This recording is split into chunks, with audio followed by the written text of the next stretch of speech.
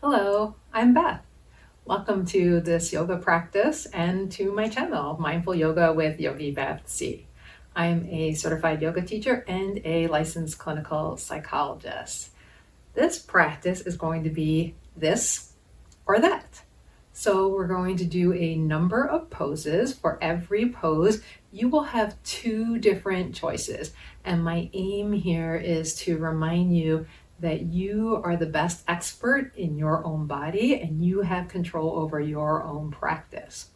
We'll be holding the poses for 2 minutes. That's the aim. Again, that's up to you. I might come out of some of the poses sooner. You can too. So the poses that are on two sides will be doing a minute per side, and then some of the other poses we'll be doing for about 2 minutes. Ready to get started?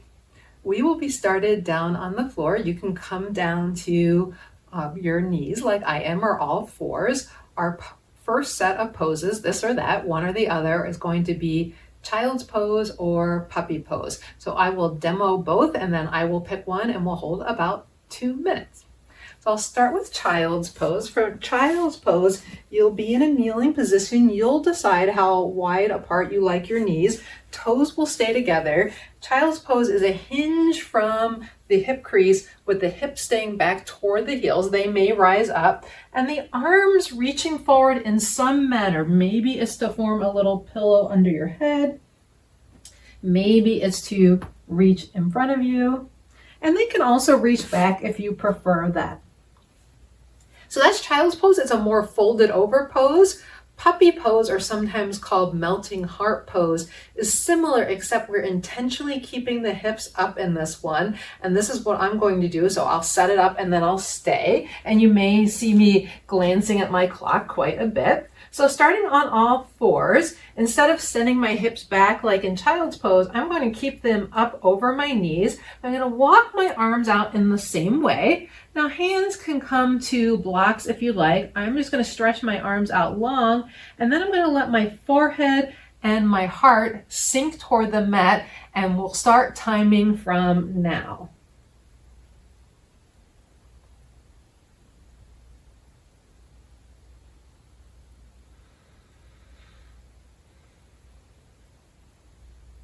So you may notice in this pose, if you're in child's, your back may feel a bit more rounded.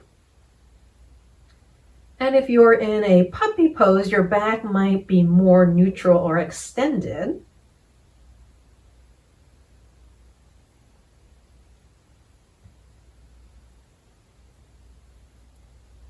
In either pose, let your breath fall into a comfortable rhythm.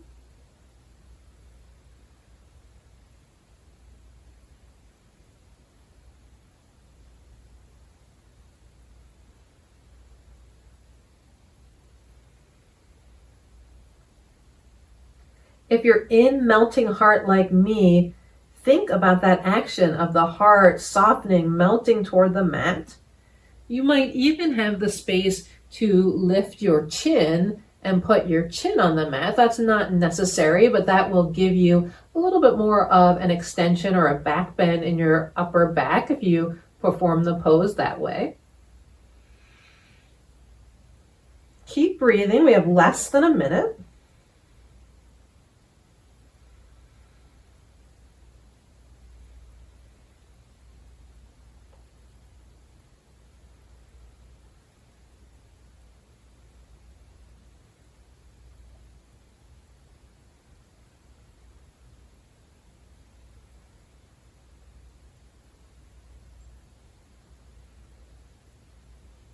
If your breath becomes labored at all, that might be a sign that it's time for you to come out of the pose.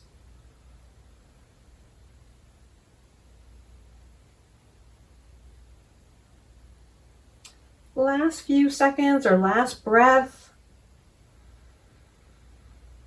Long exhale. And then whether you're in child's or puppy pose, you can start walking your hands back in. Find a comfortable position to rest for a moment, and you get a few moments of rest before we go to the next pose as I explain the next pose. So next pose is going to be plank or downward facing dog. In plank pose, there are several versions that you can take. In downward facing dog, pretty much looks the same way most of the time, but you can adjust it according to your body. So I'll show plank first because I know that that's not my favorite. I'll be doing down dog in this one. I'll show you versions of plank. So for plank, we'll start in the same way in all fours. This time I'm going to start a little further back on my mat. And to come into a plank, you want to walk your hands forward and let your shoulders come over your hands. So your hands are definitely weight bearing in plank. This is the knees down version, and this is a great version to practice if you want to start building some strength in the upper body. And this feels like the best place for you to do it today. You can also tuck your toes and come into a knees up plank. It's pretty challenging to hold this version for 2 minutes, so that may not feel comfortable. You can start with 1 minute knees down, and I'll try to cue about 1 minute, and then 1 minute knees up. Down dog, we're in an upside down V, and the knees are up in downward facing dog. Or you could try puppy pose. If you did child's pose first, try puppy pose as another version of down dog. So for down dog, I'm going to walk my hands out a little bit in front of my shoulders. So the shoulders stay behind the wrist in downward dog pose. My toes are tucked. I'm going to start lifting my knees up.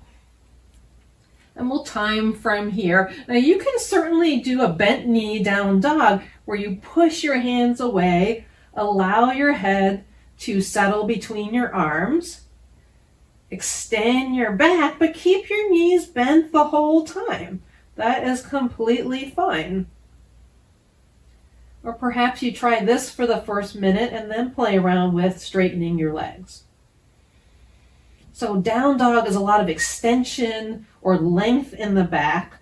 So we want our head to be kind of loose between our arms. I'm looking up a little bit to check on time. And then if you choose to straighten your legs, feel as if you're pushing your heels away. They may not touch the floor, mine certainly are not. And that's about 1 minute. So if you were doing one pose like a knees down plank and want to switch to the knees up or vice versa, go ahead and do that.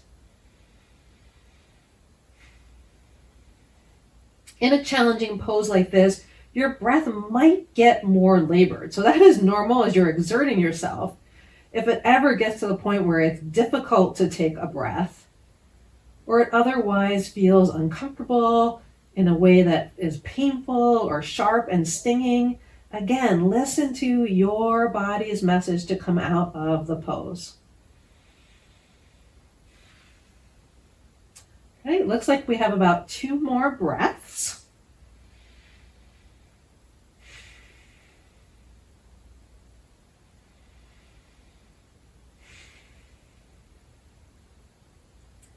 And then after an exhale, let your knees come back down to the mat. You might rest in a child's pose or whatever you'd like to do in between for a moment. I'm going to take a breath or two here. That was challenging. That was probably our most challenging upper body pose in the sequence.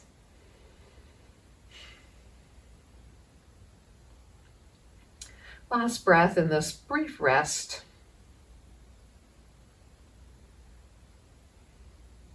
Okay, we're going to come up to standing. Find your way up standing and find a comfortable mountain pose. Mountain pose is the feet are roughly parallel. They're at a place where you feel solid on your feet. We usually start about hip width length, but certainly adjust that. Take your feet wider, take your feet narrower, finding the spot where you feel most strong and stable. For me, it's somewhere under my hip bones. So we're going to do a forward fold here. We have a couple options, of course, this or that. You can do a fold halfway, which is sometimes called monkey pose, and maybe you'll see why when we're there. Or you can do a fold more toward the ground. So I'll start with the halfway version, show you that, and then I'm going to do a little bit more of a hanging forward fold, also sometimes called dangling in yin yoga. So just like we did in child's pose, the fold is going to come right here from the hip crease. I like to rest my hands on my thighs, and as I start to find that fold, simply slide them down, and then finding a shape that looks like an upside down L. So this is a version of monkey pose. Monkey pose is often with the hands on the ground and then lifting the body up. My arms don't go that far, so I'm going to rest my arms right here. And this would be our halfway point, where you're in that forward fold. You can actually let your head release. Your hands are providing you some support on your legs. And you can stay in this version with an extended back, or maybe you choose to round the back here and soften if that's appropriate for your back and your spine. If you feel like there is more room and you'd like to come closer to the floor, you can do that any degree with legs or straight, or take a soft bend into your legs. I'm going to take a little bend into my knees, keep sliding my hands down. And I've got some practice at this, so I'm able to comfortably reach the floor. You might grab some blocks nearby if your hands don't comfortably reach the floor. Even a little cushion works fine. Wherever you wind up, hands on shin or hands on floor, we'll start timing about now. We then let the head release. I like having some support on the hands, either on the floor or on blocks, but you might prefer more of a ragdoll or a dangling version, in which case you could hold on to your opposite forearms or elbows. You could even gently rest your hands on the back of your head. I'm going to keep my hands down on the ground.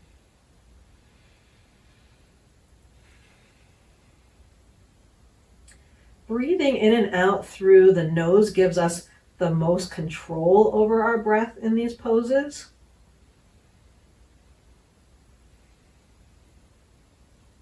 If that's not accessible to you, that's fine. Or if you occasionally desire to breathe in and then sigh it out through the mouth, that works too.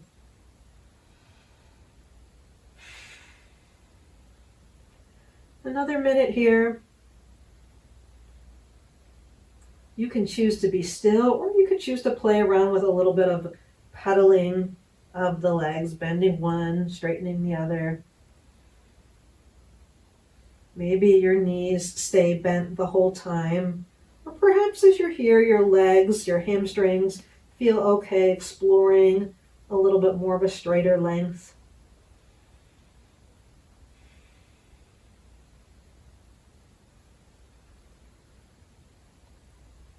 All right, let's take 2 or 3 more breaths.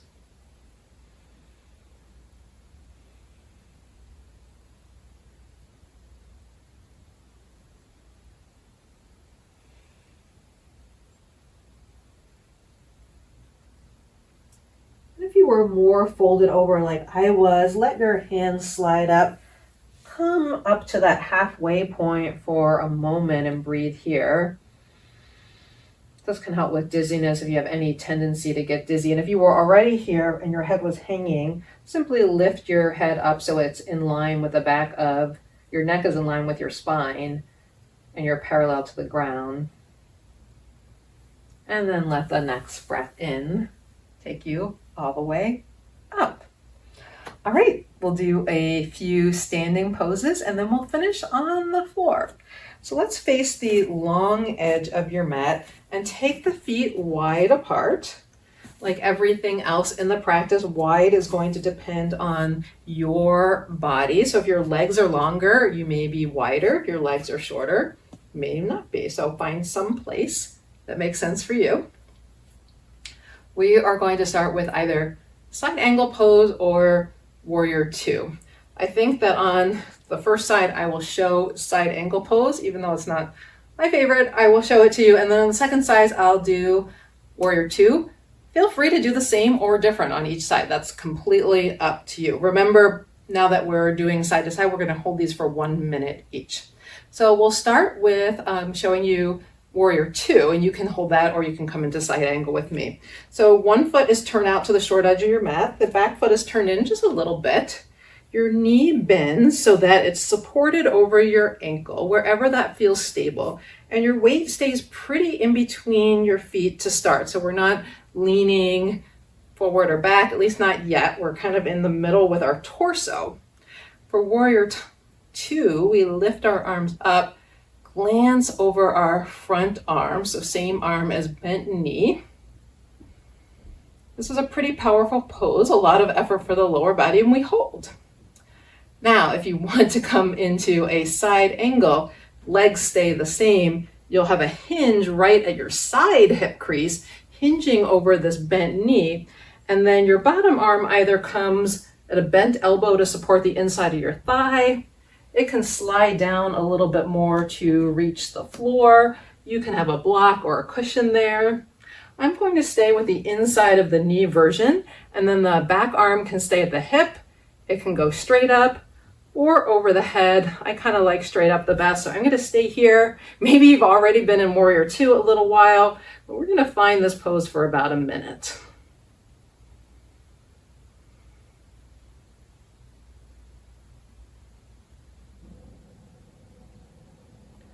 Holding standing poses can really build stamina.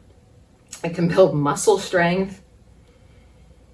You probably feel that in your lower body right now. And particularly when we do several standing poses in a row, the stance is pretty similar, if not the same, for each standing pose. And so we're asking our lower body to stay pretty much in the same position for an extended period of time, which is challenging. Remember to come out of this sooner if that's what's right for you, or stay here with one more breath with me. Breathe in and exhale and push into your foot. Come up. Oh, and that feels like a blessed relief on this side. We do have to do the other side. So we'll simply turn the feet around. Your back toes come in a little bit, and your front toes pretty much point directly out to the edge of the mat, the short edge. So I'm still facing the long edge, toes pointing out to the short edge. You can adjust your feet as feels stable. So go for stability. Bend your front knee. Again, stability. So find the place where before you do anything else, you feel pretty stable between your 2 feet. You can press into the outer edge of your back foot, the outer edge of your front foot too. And you can stay here. This time I'll show them in reverse order because I'm going to stay in the warrior two. So for side angle, arm comes or elbow comes to the inside of the thigh. Back arm can stay here. It can go here overhead. Or maybe you reach down to the floor. And notice as I come up to warrior two, I don't move my lower body. So lower body in the exact same spot.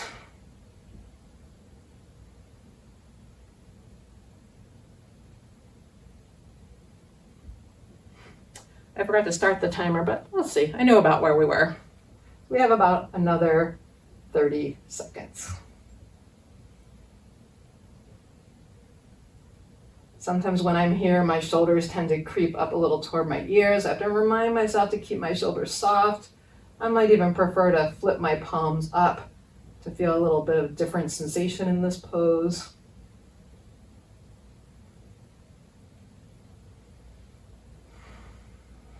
And about one more breath.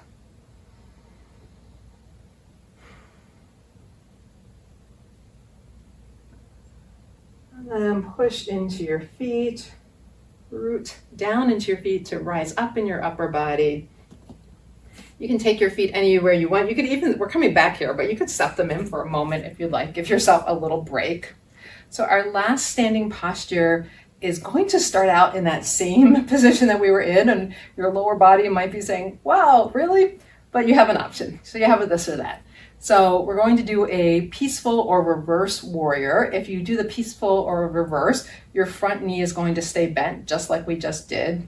You also have the option of reverse triangle. So reverse triangle will put less demand on your lower body, by straightening your legs. So to come into our reverse triangle or reverse warrior, we're going to step the legs out again. I'm going to start on this side this time, and I will show you the reverse side angle or the reverse warrior, whatever you want to call it. And then I'll show you the reverse triangle, and then I'll stay in the reverse warrior. So we'll start the same way, right? Toes toward the short edge of the mat, back toes pointed in a little bit, knee comes down. I make sure my body stays even in the middle. My hips are pretty gonna much stay the same even when I lean a little back. So this is warrior 2. Back hand comes down, top palm flips to come into reverse. So my hips really didn't move, but my torso is leaning back. Now, if you wanted to do the reverse triangle, same action in your upper body, you simply straighten the front leg and then lean back. So you could do this version. I'm going to rebend my front knee and we'll start timing right now. And breathe. That breath reminder is just a reminder to let the breath be expansive and nourishing in your poses if you were holding your breath, or if your breath had started to get shallow.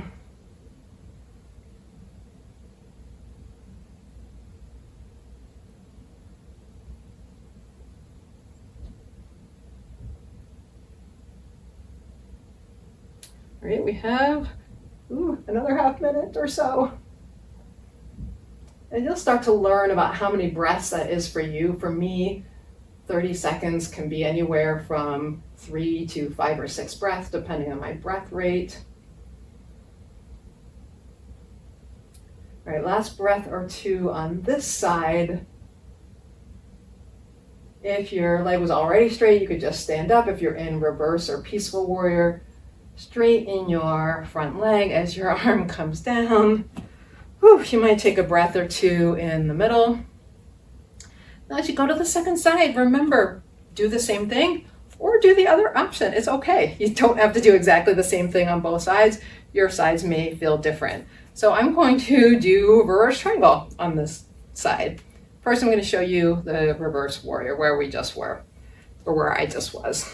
So bend the knee, find stability. Arms can come up in warrior 2 first. And then again, flip the front palm, lean back while keeping your hips stable, reaching to get expansiveness along the side body. And either stay here with the bent leg or give the legs a little bit of a break as you straighten the leg. So this is a version of triangle. We lean back. Maybe you get more lean, so if you want the side stretch, this version might work for you better. And let's breathe and be here 1 minute.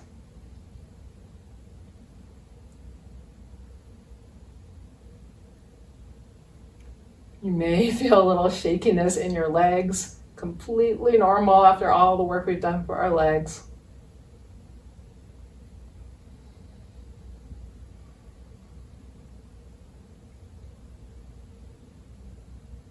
Check in with how you're feeling. Check in with your breath.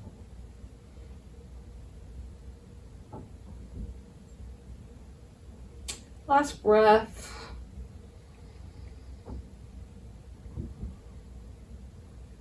And then reach both legs straight if they weren't there already. Reach up to guide your body up tall. Step your feet back in together. Take a moment, breathe.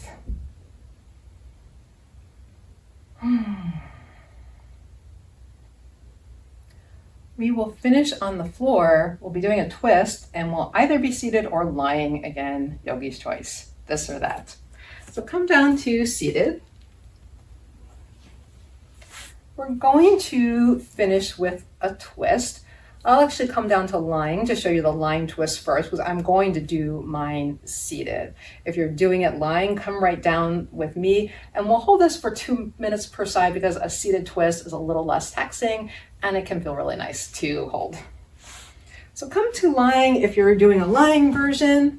And you have lots of options lying on how you want to do your twist. You can take both knees in together. This is kind of really simple. And then when you're ready, you let the knees come to one side. We'll start twisting the knees left You can rest one hand on top of the legs. You can take both arms out in a cactus shape or a T if you don't have a wall like I do. And if two legs doesn't feel good, let one leg come straight, take the other leg across the body, either let it hang out wherever it is, roll more to let it come to the ground, or have a little pillow support there.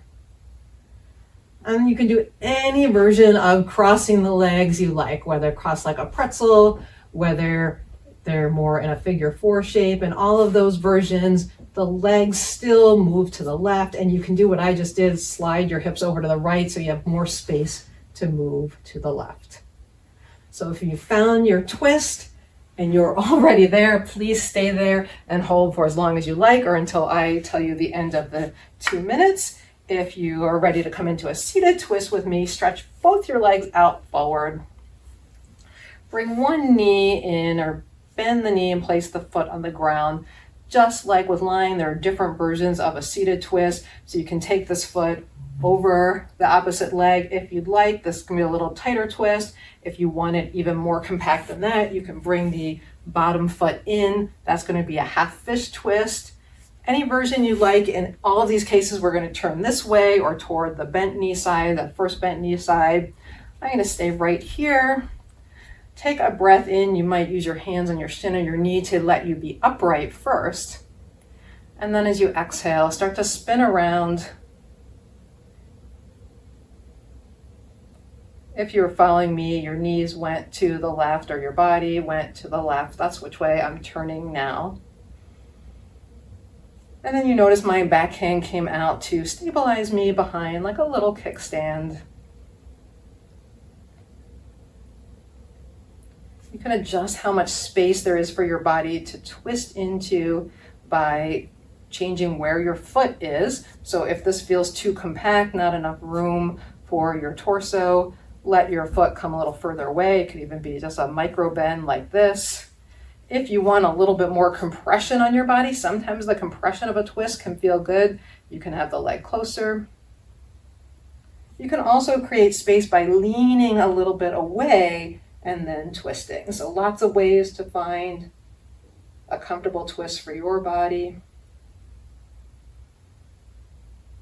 I'm pretty much letting my gaze go straight to the side, but it can stay toward my front foot.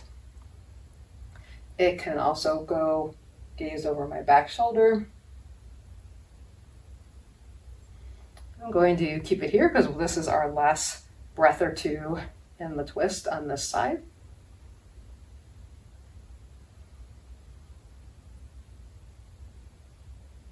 Actually, we have a little bit longer because I said we were going to do 2 minutes per side, right? That was 1. Let's stay a little bit longer. You come out of it sooner if you're ready. If the twist is feeling delicious, you stay. If you come out sooner, you can take simply a rest. It might be to come into a different pose like child's pose. It might be to come into some movement to help your body feel like you release the effects or release any pent up energy from that pose. Or it might be just a stillness place to explore a little bit of a rebound in yin yoga. That's what it's called, a rebound. All right, now the last breath on this side. And then on an exhale, spin your body around. If you were seated, it can feel nice to give a little shake out. Do a little windshield wiper. And if you're lying, you could do a little side to side windshield wiper with the legs straight or with them bent. Just a little bit of movement before we go to side 2. All right, so if you were lying and you took your knees to the left, you'll go right this time. I don't think you need me to demo that for you.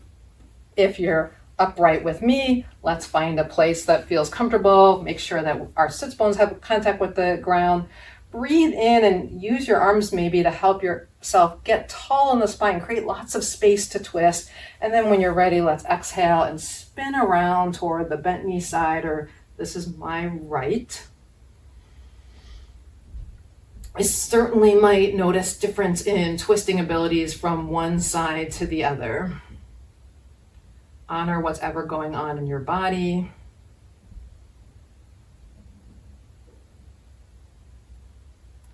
while you're holding the twist. Explore how it feels to let your inhales bring in breath and get expansive, get long in your torso. Even if you're lying, let your inhale feel as if you create longer length in your spine. And then your exhales, that's an ideal place to explore. Is there any little bit more of a movement in the twist? Sometimes it's a half an inch back and forth to play around with. Remember that we turn the head wherever it feels most comfortable for the neck. So you might choose to look away over the front shoulder. You might choose to let the head go in the same direction as you're twisting and look over the back shoulder. Or you might place your head in a more neutral spot that's usually kind of right over the center of the chest, or maybe a quarter turn to one direction, quarter turn the other way.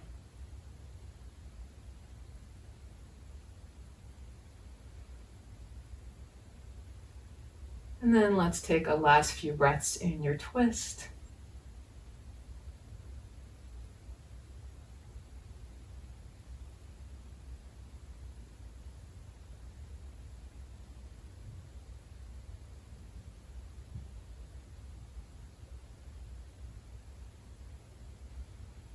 One more breath in, tall, long. Exhale, unwind out of your twist. If you're lying, stretch your legs out long. If you're seated, you can take a moment in a staff pose. And then I highly encourage you finish your practice with a little bit more rest. You can simply come to a seated position and sit quietly, notice and paying attention to your breath. You can do the same thing lying and perhaps be in a more traditional rest or shavasana pose. I'm going to breathe here with you in a rest for 3 more breaths before we finish this practice.